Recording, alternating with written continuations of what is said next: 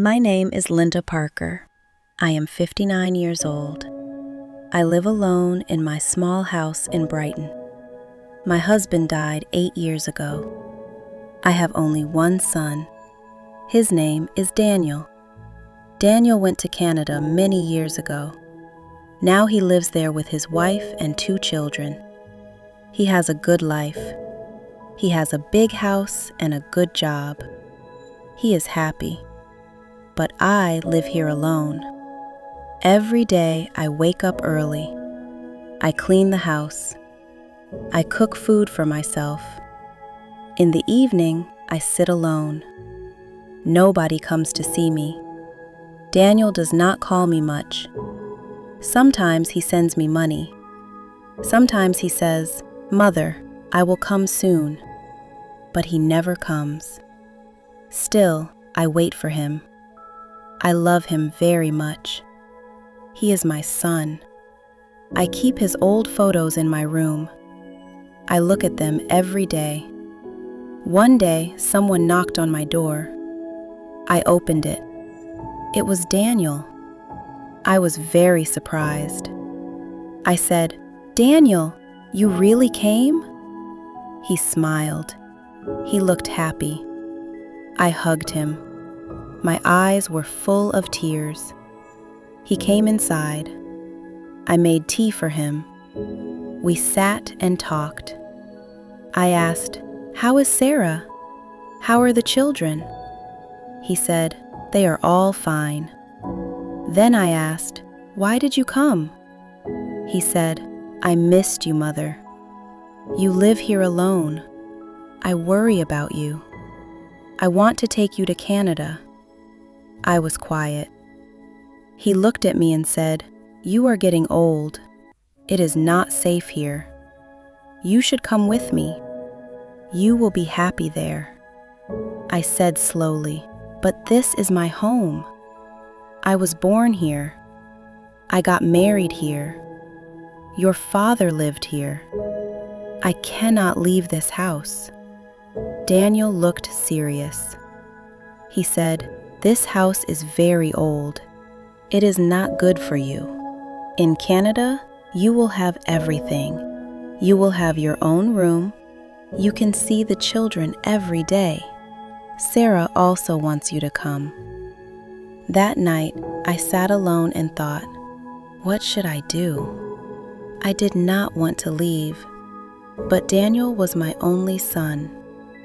The next morning, Daniel said, "Mother, we should sell this house. You do not need it anymore. You will live with us. You can use the money for your new life." I looked at him. He smiled. I thought maybe he really loved me. So I said, "Yes." I sold my house. Daniel took all the money. I packed my bag. We went to the airport together. I was sad, but I was also happy. I thought, I will be with my son now. At the airport, Daniel said, "Mother, wait here. I will bring a wheelchair. The way is too long. You cannot walk so far." "I will be back in 5 minutes," I said. "Okay." I sat on a chair. 10 minutes passed. Daniel did not come back. I thought, maybe the line was long. I waited. 30 minutes passed. Still, he did not come. I felt scared. I looked at the big door again and again, but Daniel was gone.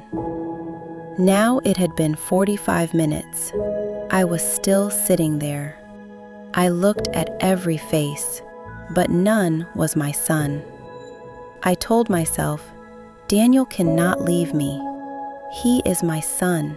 1 hour passed. My heart began to beat fast. Just then, a police officer saw me. He walked toward me and said, "Ma'am, are you waiting for someone?" I said, "Yes, my son. He is bringing a wheelchair for me. We are going to Canada." The officer asked, "Do you have his photo?" I took out Daniel's picture from my bag. I also showed my ticket.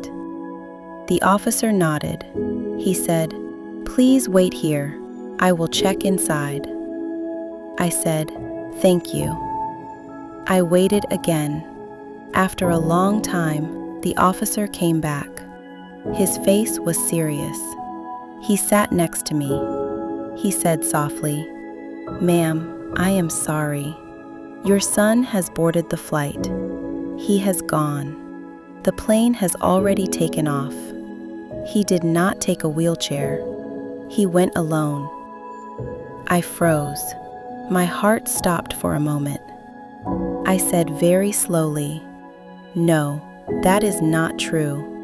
My son Daniel loves me. He said he will take me with him." The officer said, "I saw everything. He gave his passport. He entered a plane alone." Tears came to my eyes. My heart broke. I cried and cried. The officer's eyes also became wet. He said, "Some people forget their hearts. I am sorry, ma'am." I whispered, "My name is Linda Parker." The officer said, "My name is Robert Miller. I am a police officer here. You remind me of my mother. She died 5 years ago. When I look at you, I remember her." Then he said, "Please come with me. You cannot sit here. You will get sick. Come to my house. My wife is kind. She will cook for you." I said, "But I do not want to trouble you." He smiled and said, "It is not trouble. It is love. You are like a blessing to me." Robert called his wife, Olivia.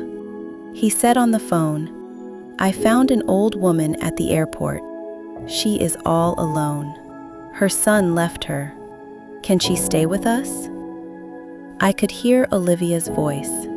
She said, "Yes, please bring her." That night, I stayed at Robert's house. Olivia brought me food. She spoke to me like a daughter. I cried in my room. I missed Daniel. I missed my house. But these strangers gave me love.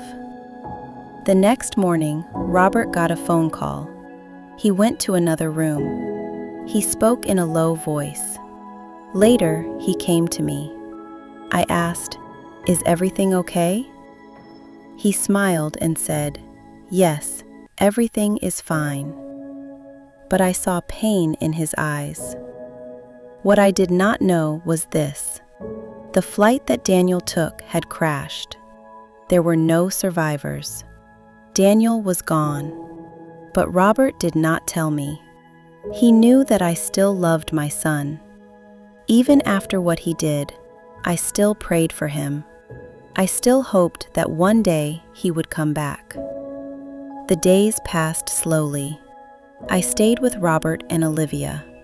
Robert took care of everything. He helped me go to the doctor. He bought my medicine. He treated me like his mother. His wife gave me respect. Their home became my home. Their family became my family. I only prayed. I prayed for Daniel's soul. I prayed for the children he left behind. I prayed that no mother feels what I felt at the airport. One day, Robert asked, "Do you ever think about going back to that house?" I looked at him and said, "I already lost that house, but I found a new home here. Daniel was gone, but I got the son I truly deserved. I feel grateful." What would you do if you were in Linda's place? Tell me in the comments below.